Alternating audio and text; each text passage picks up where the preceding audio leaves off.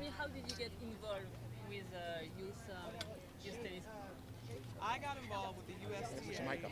Put your mic up there. helping this initiative to keep kids active through sports and fitness and tennis because this is something I've been doing for years. I've been talking about why it's an epidemic that, we have childhood obesity and all these diseases from kids being inactive. And I think it's great that the USTA wants to get kids involved in sports at a young age, make sure they have a positive experience. That's why they're incorporating the foam balls, the shorter courts, the smaller rackets, so that kids can focus on having fun opposed to all of the technical side of tennis.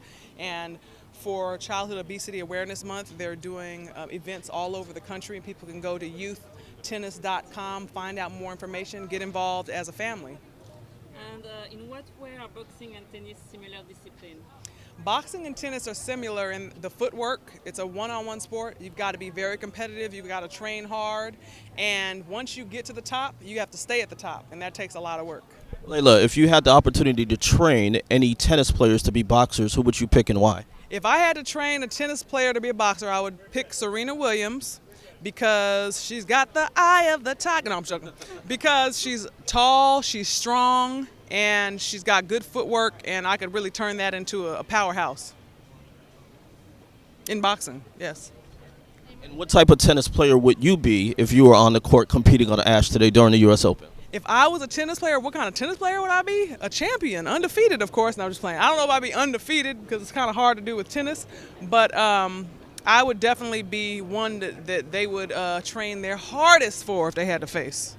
And you have a book coming out soon and a CBS project. Would you like to talk about that? I am a part of CBS's new all-women sports show that's going to be premiering on September 30th.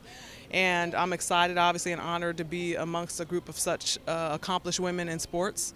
And I'm also working on a wellness, cooking, health book just to inspire people to be the best they can be. So Is your father a tennis fan, and did you guys grow up watching tennis together at any point? I'm going to let somebody else answer some question now. Hold on one second. One more thing, I guess, about this particular event. Of course, getting kids involved is one thing. Keeping them involved is kind of another. How do you, I guess, propose that kids kind of we help kids stay involved? I think the key to keeping kids involved in sports is making sure they have a good experience the first time. And that's why it's so important to make sure it's easy enough and fun enough that they'll want to continue playing. Usually with kids, if they have a bad experience, they don't want to try it again. So a lot of times you get one shot. So I think it's great that the USTA has these foam balls, the shorter rackets, a smaller court, so the kids can focus on just having fun. Tennis is about hitting the ball. If you're not hitting the ball, you feel like you're not playing, you might want to give up. Maybe that's why I did. So I think, like I said, getting them involved at a young age, it's going to do the rest of the work for you, but you have to introduce them to it. And it's up to us as parents to guide our kids in the right direction. You talked about parents, you talked about kids being very techy these days. Do you have any advice for parents who want to have their kids put their iPad down and go out and play sports? Because Yeah. maybe that's what they want to do these days. It's a constant issue for parents now, even adults. I mean, you go to coffee shops, no one's talking anymore. Everyone's looking down at their phone everywhere you go, and everything's about social media and checking your email and checking your calls and all that. We kind of get addicted to it. So, of course, kids are they model after us. They do what we do. So the first thing we have to do is, as adults, we have to stop being so attached.